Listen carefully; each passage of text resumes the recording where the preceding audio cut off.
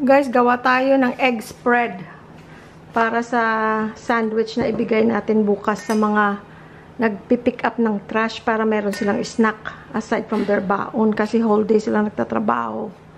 Meron tayong hard-boiled eggs. Ang liliit, oh. Meron tayong cheese. Ngayon lang ako nakakita ng ganito. Ang sarap. Tinikman ko Eden Mayo Real Mayonnaise with cream cheese flavor. Ang sarap niya. So, lalagyan ko ng either lahat yan or tingnan natin. Kasi ito, ano lang, tansya-tansya. Depende sa taste. Pero meron din tayong mayonnaise. Kung masyadong, kasi ito parang thick masyado. Tapos, konting tamis, lagyan natin ng kondensada. Pwede nyo ring lagyan ng pineapple kung gusto nyo, tidbits na pineapple, pero hindi ko nalalagyan. Kasi yun, ito lang, ang sarap na. Okay? So, ang una natin gagawin, ganyan lang, oh. Ayan, see? Tingnan nyo. Bilis lang, oh.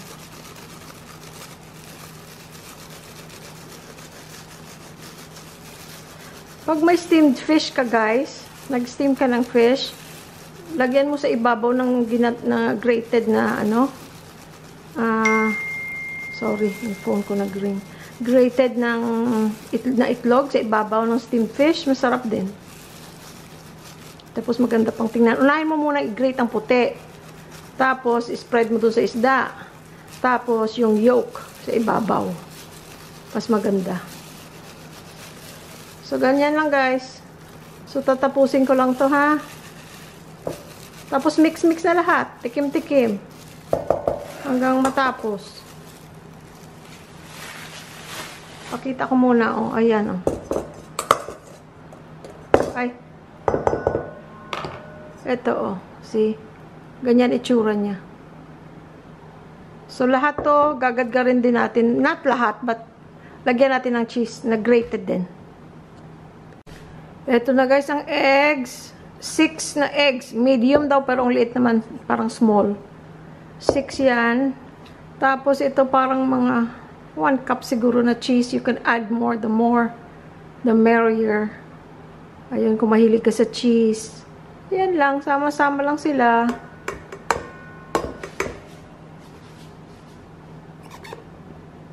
Simutin natin. Sayang.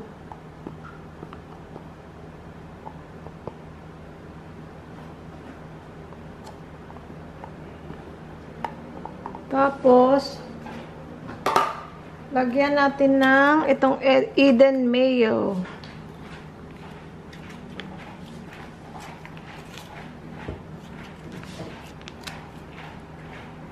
Sarap siya guys. Ito. Cream cheese ang flavor.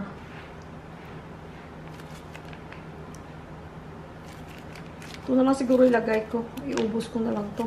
Itong pack na to is, let's see how big or how small. This is 220 ml. Pero dati ginagawa ko nito, wala naman kasi wala, unless siguro meron na, pero dati wala naman ganyan sa California nung nandun pa kami. Or hindi ko lang nakita. Kaya, mayonnaise ang ginagamit ko. Kahit anong brand.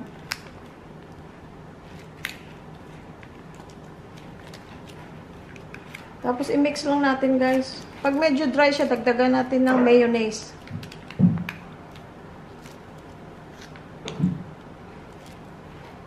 Yung mga anak ko, gusto nila ito. Lalo pa si JR. Tapos, konting kondensada.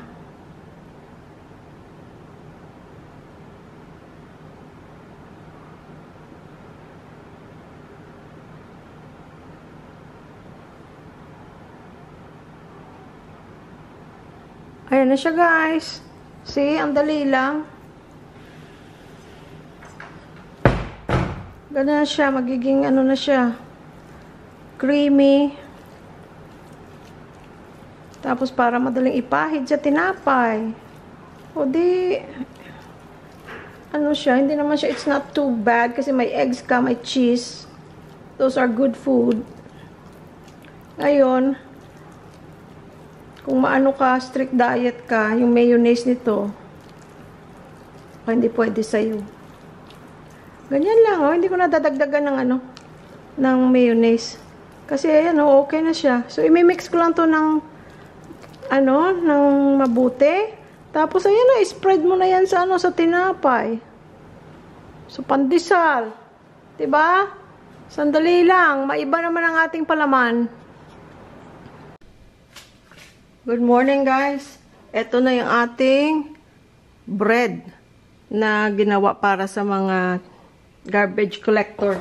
Ito na yung egg spread na ginawa natin. Egg, cheese, bread. Ayan na. Dinamihan ko yan guys para malasahan talaga. Si 6 lang itlog lang maliliit. Ang dami pang natira.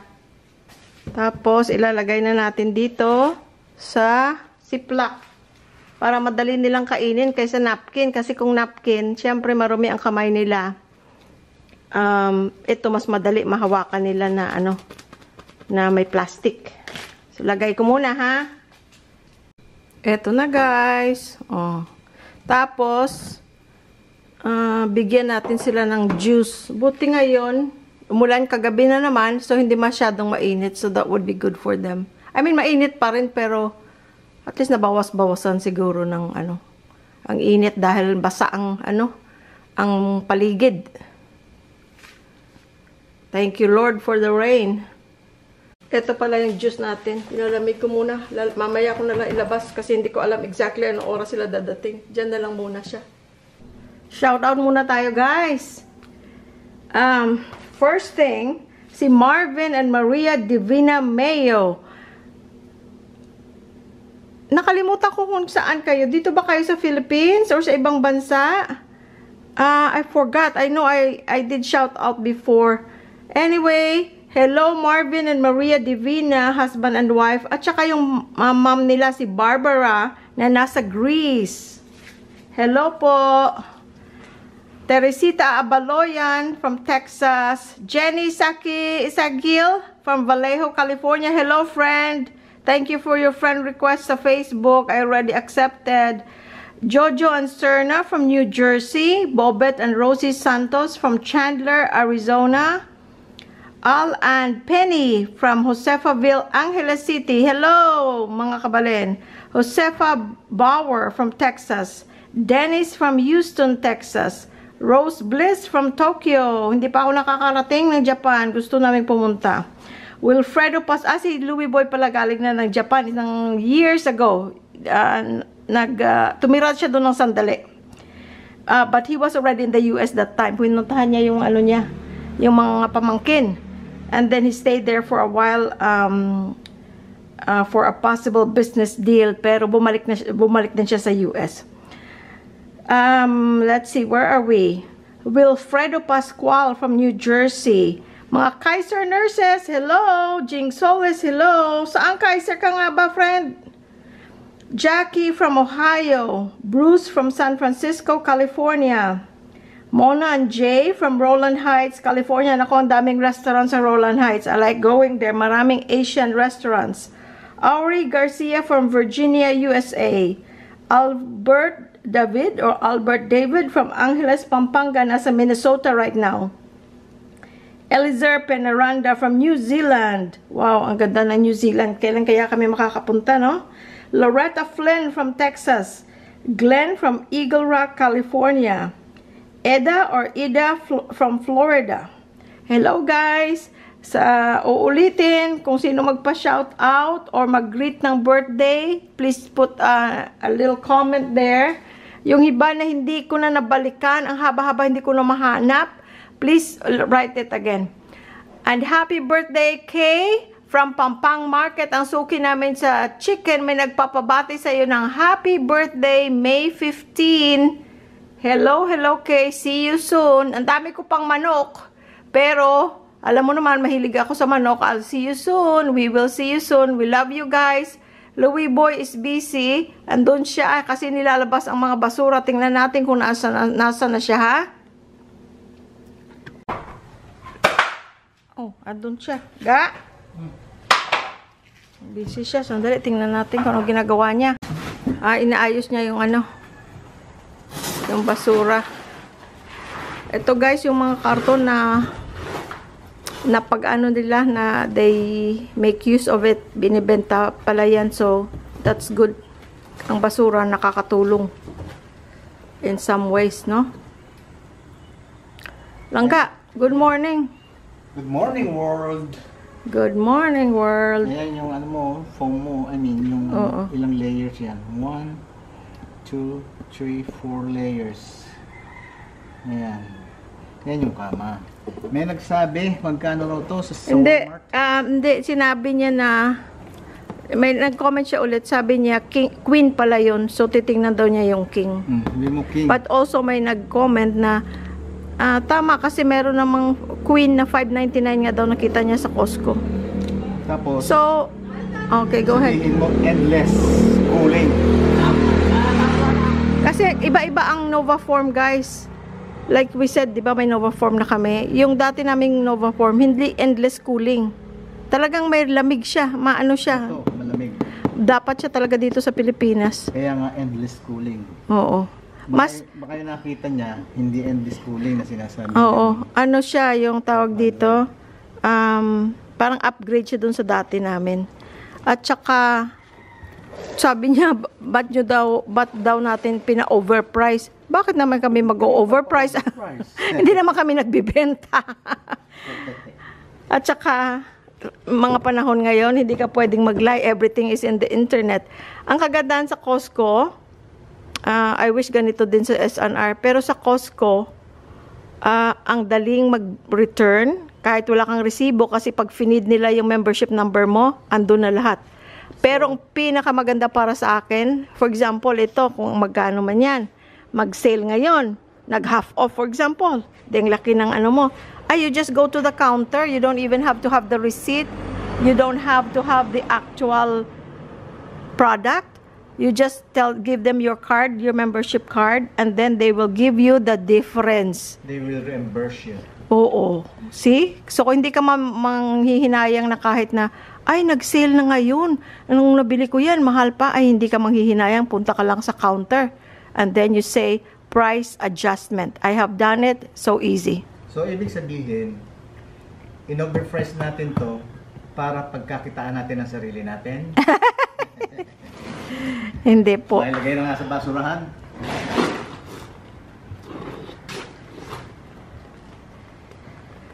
So guys, dito may sticker silang binibigay pag nagbayad ka. Ano lang, magkano nga ba yun? 100 pesos a month. Bali 2 bucks, ano? Bibigyan ka lang sticker, ilagay mo dyan sa pader mo para alam ng nagko-collect ng trash na bayad ka, na meron kang ano, na pick upin. Oo. So, hindi ako magdidiling ngayon. Oo, 2 gabi ng umulan. That's nice. Isang ano lang guys, aga. Isang basurahan lang. Isang basurahan lang. Ay, wag muna kasi everyday mag-uulan. Isa lang? So, ito pala guys, hindi ko na matandaan, hindi namin natandaan kung magkano. Sa Wilcon yan binibili. Kasi you buy your own trash can dito. Hindi kagaya dyan sa 4,000? States. Ha? 4,000? Oh yeah, parang $100 something. Pero maganda siya. May gulong. Parang yung pinoprovide ng meron pang ano. Ay, meron palang ganyan. Nung nagtapon ako ng basura, binuksan ko pa manual. Meron pala. Oh, that's nice. Tapos, ang ginagawa ko, sinesegregate ko na. Yung daily trash namin, dito ko nilalagay. Tapos, nilalagyan ko pa rin ng plastic na block sa loob. Para na marinis ang... Para bubuhatin na lang to. Para hindi dumudumi itong trash bin. Tapos, yung mga dry, doon sa kabila. doon sa green, doon ko nilalagay. Kaya natutuwa sa akin yung mga nagko-collect ng garbage. Ano yung sa ano mo, mukha mo? Bakit may puti? Bihiraan niya sir yan sabing ganun. Ano yan, sa sunblock mo? Yeah. Oh. Bihiraan niya yan sir, sabing ganun. Kasi iba sama-sama yung basura. Kaya niya minsan talagang messy. Oo. Kawawa naman sila pagka kasi kakamayan nila yan kasi dito mano-mano, hindi yung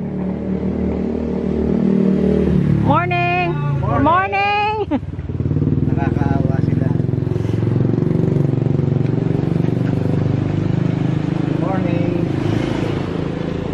Nakakaawa sila kaya ganun ang ginagawa ko. Kasi dito mano-mano, hindi yung automatic, 'di ba, na nililift doon, nililift. Hindi pinipick up ng truck. Oo, pinipick up ng truck. Hindi nila nahahawakan ang basura dito, mano-mano nila. Kaya nilagyan namin ng another plus. At saka kasi maliit lang basurahan namin sa loob, ayaw namin ng malaki. Yung basurahan namin sa loob, maliit. Para na matbuhol ka agad. Hindi kami nagkikip ng basura overnight or anything. So maliit lang, as in maliit na basurahan, tapos ibubuhol ko na, tapos nilalagay na ni Louie Boy dun sa basurahan na may malaking plastic bag dun sa yun yung pinakita naming basurahan. Kasi kung malaking trash can, yan, ang tendency niya hindi ka agad ma-empty kasi konti pa lang laman. So kami maliit lang na basurahan para i-empty at the end of the day. Minsan twice a day kung marami akong nilagay. Para na, ano yun? Para na hindi pupuntahan ng ipis at saka kung ano-anong insekto doon sa loob ng bahay natin. Tapos binubuhol ng mabuti para less ang amoy. Tsaka nilalagay nga doon para pag may mga tulo-tulo, hindi mapupunta sa trash bin. At saka para madali rin sa mga nagko-collect, na bubuhatin na lang nila yung malaking itim na plastic bag kaysa basa-basa, mabaho, malansa, iyo. Siguro may uod pa. Kawawa naman sila. Huwag natin ganyanin, no? Hindi, Yun nga. ano naman kasi, everything has a purpose. Katulad doon sa atin, talagang naka-segregate ng ang recyclable. Doon, oo. Trash. At saka yung green para sa what do you call Mga this? damo. Garden disposal. Mga damo, yung mga pagka nag-weeds ka, weed or nag-mow. Doon lang sa green, puro garden lang yun. Tapos yung recyclable, alam niyo na kung ano recyclable. Tapos yung isa para sa trash talaga. Nakasegregate doon. Ngayon, dito nga walang ganon. Pero in a way, minamano-mano nila, nakakatulong din sa kanila. Kaya lang, iniisa-isa nila. Eh mabuti nga kung katulad namin ay pinaplastic every trash, lalo na yung galing sa loob. Kasi sila, iniisa-isa nila, chine-check nila yung laman. Pagka merong bottled plastic bottle, tatanggalin nila yung binubuko. Dahil kasi, pagkakatirahan din nila. Tsaka mga karton. Tapos yung karton, yun, i-dismantle nila and then pinagsasama-sama para rin maibenta nila. Yun naman sila. Kaya rin nakakaano yung inaano nila, iniisa-isa nila para nakikita nila kung ano ang pagkakapirahan doon sa basura na yun. Ganon. Pero nga yung may kadalasan daw, sinasabi nga, sama-sama daw yung basura, tsaka yung, mabubulok lahat, at saka yung plastic bottle, lahat, magkakasama. Kaya yun ang hindi naman pabor sa kanila. Pero in a way, like as I told you, everything has purpose. Purpose yun para makuha nila yung kailangan nila, yung kumbaga, yung ginto sa basura, yung katulad ng plastic bottle. Pero mas maganda sanang nakaseparate na. Ano yung pakikinabangan. Pero mas maganda sana kung separated na, kung segregated na. Yun. So that's what we try to do. Kanya kami, parang tulong na rin namin sa kanila na yun, talagang segregated na yung yung basura ko, yung trash, everyday trash, tinatapon ko yung sa gabi, naka-plastic bag na itim yun sa loob ng trash bin. Yun, tapos para pag kinulekta nila, kukunin nila, yun lang plastic bag na itim. Tapos sinasabi ko na walang walang ginto dyan. Sinasabi ko sa kanila. Dahil kasi... Para hindi na sila maghukay doon. Oo, para pagka... One less trabaho. Yes. Para pagka may bottled water o kung ano man na may ginto kako, ilalagay ko dito sa green. Naku, tuwan-tuwa sa akin. Tuwan-tuwa. Sirahan niya, bihiraan niya yung ganyan. Well, kako, tulungan lang kako tayo. Kasi, dahil sa inyo, nakukolekta, hindi kami bumabaho, nakukolekta ang trash namin.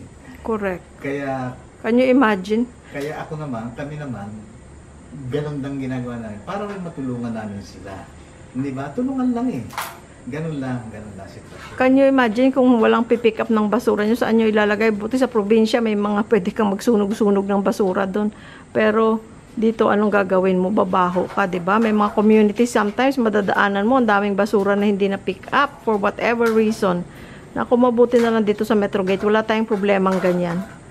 At sana patuloy na ganyan. Maraming salamat. Anong ginagawa mo, boy?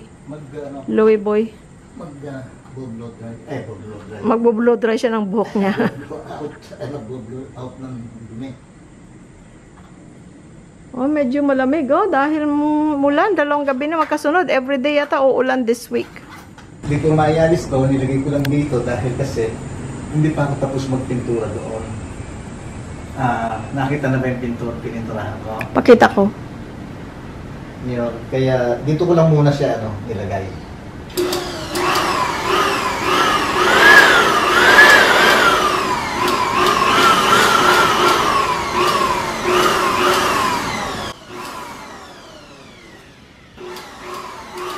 Yan ang pinakamalakas?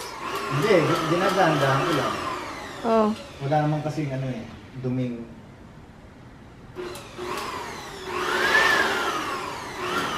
Ano ang pinakamalakas?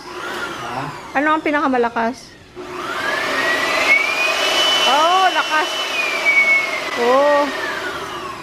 Okay, bisitahin muna natin yung pininturahan niya kahapon. Diyan kami guys nagkakape, oh. Or nagbe-breakfast sometimes. Oh, wow! Ang ganda na ng kulay. Wow. Very nice. Ay, may nagsabi nga pala na slidey. No? Hindi siya hindi siya safe kasi may mga aksidenteng nangyari nung nagganito sila yung rubber-based na pintura, pero ito po, ang simento mismo is very textured, magaspang na magaspang. Kinukuskus ko nga yung paa ko dyan pag naghuhugas ako dun sa may hoso. So, hindi siya slidey. Hindi siya, very magaspang. Magaspang siya, so kahit na pininturahan siya, magaspang pa rin siya. Ito hindi ko pa natatapos. Ito pala, ulagyan mo rin dyan, para maganda. Bubutin ko yung gilid, titrim ko. Saka ako ngayon pipinturahan the same. Saka ito. Hindi kami nagsabi kasi na ganito sila ng pintura. Na accident na slide yung nila. Ito yung Family. Gana rin kikinig ka. Hindi pa rin na. Oh, okay. Dapat pinturahan. Pero puti yan dyan, napinturahan mo na yan. Alin? Yan, pintura mo na yan. Napinturahan ko Ah, ito. okay. Hindi, slippery. Pero ito textured, kaya, nadumihan ko tuloy. Textured, kaya, hindi siya, napakagaspang niya, oh. May texture siya. Hindi, ito, Baka pagka ganitong makinis, tapos pipinturahan mo, ay talagang maging slippery. Pero ito, tingnan mo texture, oh. Tingnan yung texture. Hindi madulas. Dahil kasi gusto mong dumulas, hindi ka madudulas. Sadyain mo ang dumulas ka, hindi ka madudulas. Oo. Yeah. Pero salamat sa concern, kasi tama yon. Pagka nagpintura ka, tapos makinis yung simento, ay talagang lalong magiging slippery. Tapos, ang pinturang ginamit ko dito, Yun nga ginamit din nila. rubber base. Oo, rubber based. Pero naging slippery nga na nga yung brother-in-law niya at saka yung Nadulas. Yung smooth mga bata. ang pagkakasemento. Oo, ito talagang pinaano ni engineer, pina-rough kasi nga daanan, tapos nababasa kasi walang roof dyan, outside dyan. So, hindi, ito slippery, ito pa. Ito kasi tiles ito Kaya dilagyan ni Louie Boy ng yan Ito, yung strip na parang sandpaper na strip. Yung para sa public, yung diba sa public na mga establishment may mga ganyan. At saka para may delineation ng yung step. Kasi pareho ang kulay. Pagka hindi maganda ang vision mo, akala mo straight pa. Kaya for safety, nilagyan niya ng ganito para makita yung next step. Ganon din dito. Ganon din dito. Dahil tayo hindi na bata, ang ating mga vision ay hindi na maganda. Ayan, para makita mong may step. Okay guys, tatapusin natin ang ating vlog na ito. Maraming salamat sa inyo. Thank you. We love you. Dito pala ako dadaan. Ay, teka, bukas ba dito? Hindi ko alam. Dito na lang. Bye-bye na. Bye-bye na. Bye. See you. Saan mo ngayon yan papupuntahin? Lalagay ko ron. Tapos? Dadaputin ko ng Oh, okay. Okay, papasok na ako. Tawagin mo ako pag dumating sila, ha? Andun na yung tinapay nila, ready na. Bye, guys! Ayan, mga dumi-dumi. Di ba winawalis ko dati, ngayon at least may blower siya. Ayan guys, ino ni Louie Boy para ma-filter. Dapat everyday na filter para malinis.